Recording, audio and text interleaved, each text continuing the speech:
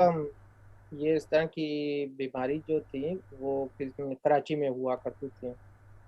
तो वहाँ लोग जो थे पनीर बोटी, एक पनीर डोडा होता है, पनीर डोडे पनीर बोटी है, और उसका इस्तेमाल किया करते थे अक्सर खून को साफ़ करने के लिए। और क्योंकि जिसमें पानी में अक्सर ये कुछ क्लोरीन्स ज़्यादा डालते हैं या ब्लीच डालते हैं साफ़ करने के लिए, तो उसकी वजह से जल्दी बीमारियाँ आ जाती हैं। बाज़ जर्मन जो हैं वो अपने पानी को साफ़ करने के लिए आयोडीन का इस्तेमाल करते हैं।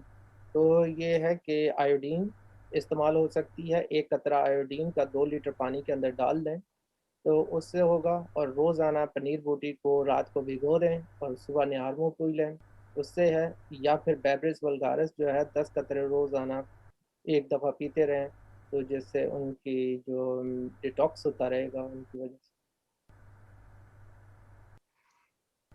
अच्छा।